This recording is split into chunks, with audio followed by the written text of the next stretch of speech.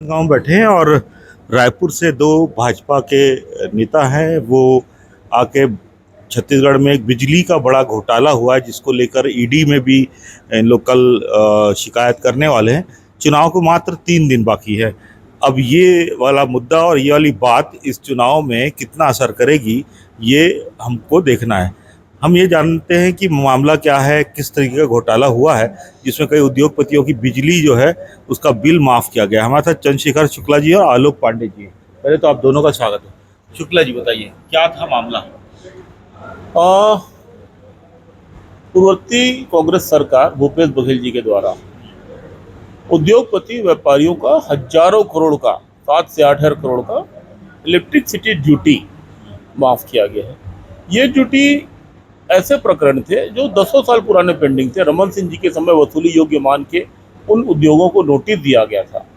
ये उद्योग रायगढ़ के, कोरबा के, बालको के, धरसीवां के, बिलासपुर के ऐसे उद्योगपति थे और इनको नोटिस दिया गया था कि इलेक्ट्रिसिटी ड्यूटी इन्होंने चुराई थी बिजली की, और इसके लिए नोटिस दिया गया था उद्योग विभाग के द्वारा। और तत्कालीन उद्योग संचालक अनिल टुटेजा, जो कि उस पद के रहने के लायक नहीं थे, वो फर्जी पद था। फर्जी पद इसलिए कि वो ज्वाइंट सेक्रेटरी थी और उद्योग और वाणिज्य सचिव जो होता है वो कैडर पोस्ट होता है। जीएडी से नियुक्ति होती है सामान्य प्रशासन विभाग से। अनिल टुटेजा की नियुक्ति जीएडी से नहीं हुई थी, सामान्य प्रशासन विभाग से नहीं हुई थी, और वो ज्वाइंट सेक्रेटरी थी, इस पद को धारित करने के योग्य नहीं थे। उसके बाद भी उन्हें 4 साल तक इस पद पर रखा गया। इस दौरान उन्होंने ऐसे ऐसे प्रकरण जिसमें व्यापारियों को, उद्योगपतियों को दंड हो चुका था, को पुनरीक्षण करके, जो कि उनके क्षेत्राधिकार में भी नहीं था, पुनरीक्षण किया। पुनरीक्षण करके माफ किया, राइट ऑफ किया। ये लगभग कितने हजार करोड़ या कितना बड़ा घोटाला हो सकता है अनुमानित है? जहां तक मेरा अनुमान है, जहां तक मैंने सुना, 7 से 8 हजार करोड़ का घोटाला हुआ है, जिसमें एक मोटी राशि माननीय भूपेश बघेल जी को भी मिली। क्या लगातार भ्रष्टाचार इसी प्रकार का इस 5 सालों में चलता रहा?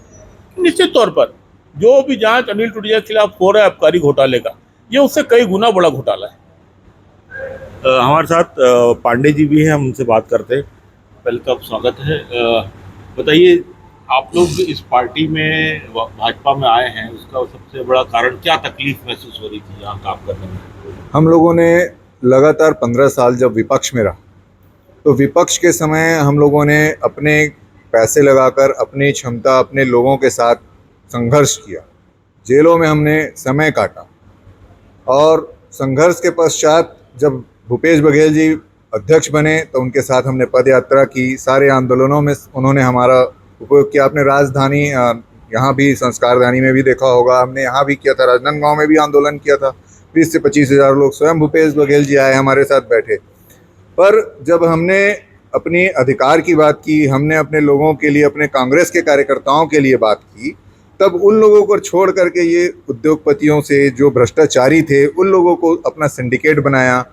जैसे आप लोगों ने सुना ही होगा, जिनके ऊपर आरोप दर्ज हुए हैं, उसी तरीके से पूरे छत्तीसगढ़ में इन्होंने अपना सिंडिकेट बनाया। जो लोग काबिल थे उन लोगों को पद नहीं दिया और पीड़ित ही करते रहे, उन लोगों को अपमानित किया गया।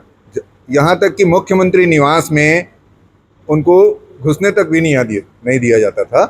और हम लोगों ने काफ़ी इसके लिए संघर्ष किया, बातचीत करने के बाद भी इन लोगों ने किसी प्रकार की प्रतिक्रिया हम लोगों को नहीं दी।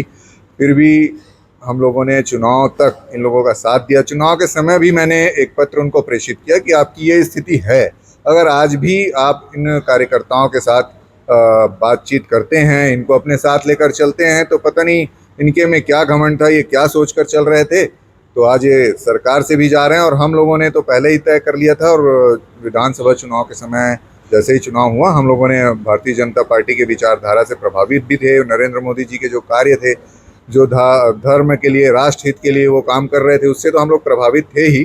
इसलिए हम लोगों ने भारतीय जनता पार्टी में प्रवेश किया। अपराधियों का, जैसे राजनांदगांव में नवाज खान का जिस तरीके से नाम आ रहा है कि जिस आपराधिक प्रवृत्ति से उन्होंने काम किया है वो उजागर हो रहा है, ये जानकारी भूपेश बघेल जी को भी होगी मेरे ख्याल से, क्योंकि जिस आउट ऑफ रूल नियुक्ति हुई, जो खर्चे सहकारी बैंक में, कल ही एक प्रेस कॉन्फ्रेंस हुई है, 5 से 10 करोड़ रुपए के खर्चे होटल और घुमाने और फिराने में, जो सहकारी बैंक का मद ही नहीं है। तो क्या ये जैसे नेक्सस जिनका था वो ज़्यादा भूपेश जी के करीब थे, ऐसा क्या आपको सोचना है? भूपेश बघेल जी शुरू से अपराधियों के बीच में रहने के आदी हैं। पाटन विधानसभा का चुनाव लड़ते थे, वे सार्वजनिक रूप से बोलते थे कि सट्टे वाले लोग ही सबसे ज़्यादा काम करते हैं।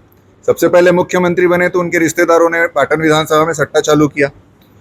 उनके संरक्षण में महादेव ऐप चला जो जग उजागर है। और नवाज खान हो, चाहे ढेबर हो, चाहे उनके पूरे छत्तीसगढ़ का एक सिंडिकेट आप देखिए, कोयले के मामले में हो, चाहे सट्टे के मामले में हो, शराब के मामले में हो, इन लोगों ने अपराधियों को एक पनाहगार बनाया। उत्तर प्रदेश की महिला जिसके ऊपर में उत्तर प्रदेश में कई अपराध दर्ज थे, उसको ला करके समाज कल्याण विभाग में यहाँ सदस्य बनाया। क्या छत्तीसगढ़ के राजनांदगांव की महिलाओं में इतनी काबिलियत नहीं थी कि उनको यह पद दिया जा सके या किसी प्रकार से निगम मंडल में उन लोगों को बनाया जा सके? इन लोगों ने लाकर 3-3 बंगले दिए उनको। ये पीड़ा मन में हुई।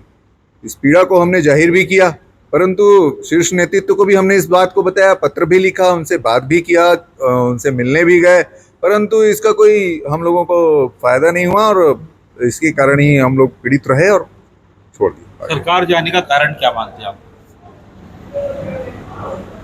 आम जन की भावनाओं की अपेक्षा में खरा न उतरना और कार्यकर्ताओं के साथ जो किया गया दुर्व्यवहार, जिन कार्यकर्ताओं ने इन्हें गढ़ा था, बुना था, बनाया था, उसका इन्होंने पूरी तरह से तिरस्कार किया, अपमान किया, जिसका फल परिणाम आपके सामने है। कार्यकर्ताओं के आशीर्वाद से बने थे, उन्हीं कार्यकर्ताओं के श्राप से ये कहीं की नहीं रहे और आगे भी कहीं की नहीं रहेंगे। अब कांग्रेस का भविष्य क्या होगा अगर ऐसे ही जो स्थिति है, लोग छोड़ रहे हैं लगातार? आज कोरबा में तरफ, जांजगीर तरफ भी उनके क्या बोलते हैं, चरणदास महंत जी का मेन आदमी पूर्व विधायक थे, उन्होंने भाजपा प्रवेश कर लिया। तो अब ऐसे में स्थिति, नैतिकता होगी, सहृदयता होगी, सनातन के प्रति आस्था होगी, जो हिंदुत्व को मानता होगा, देश के संस्कार को मानता होगा, वो कांग्रेस में रह ही नहीं सकता। सब छोड़ के जाएंगे। कांग्रेस बहुसंख्यकों की विरोधी और अल्पसंख्यकों की तुष्टीकरण में उतर आई है। एक सवाल और है, जैसे गौरव वल्लभ ने प्रवेश किया, वो बोला कि उन्होंने बोला कि हिंदुओं का काफ़ी विरोध है ऊपर तरफ कांग्रेस की, क्या ये सच्चाई लगती है? माननीय खड़गे जी के पुत्र ने जो प्रियंक ने कहा था, उसका भी स्टेटमेंट आपने सुना होगा। लगातार ये लोग जहाँ भी जाते हैं हिंदुओं का विरोध ही करते हैं। और मैं तो पूरे छत्तीसगढ़ के नहीं, पूरे देश के हमारे साथियों से, क्योंकि मैं मजदूरों का, कर्मचारियों का प्रतिनिधित्व करता हूँ, उनके लिए संघर्ष करता हूँ। प्रधानमंत्री जी ने राम मंदिर बनाकर हमारे हिंदू धर्म के आस्था का प्रतीक स्थापित किया है। ये एक बहुत बड़ा उपकार है और आज सारे देश के लोगों को, राजनांदगांव के लोगों को प्रधानमंत्री नरेंद्र मोदी, संतोष पांडे जी को कमल फूल पर वोट देकर इस उपकार को उतारना चाहिए और नरेंद्र मोदी जी को आशीर्वाद देना चाहिए। पूरी जनता को फिर से प्रधानमंत्री बनाने के लिए संतोष पांडे जी को सांसद बनाना चाहिए। ये भी हम बात कर रहे थे, दो ऊर्जावान नेता हैं जो छत्तीसगढ़ से हैं और अभी भाजपा प्रवेश किए हैं। इनका भविष्य क्या होगा ये तो भविष्य तय करेगा। चंद्रशेखर शुक्ला जी और पांडे जी को पहले तो बात करने के लिए धन्यवाद। एशियन न्यूज़ से देवाशीष, राजनांदगांव, छत्तीसगढ़।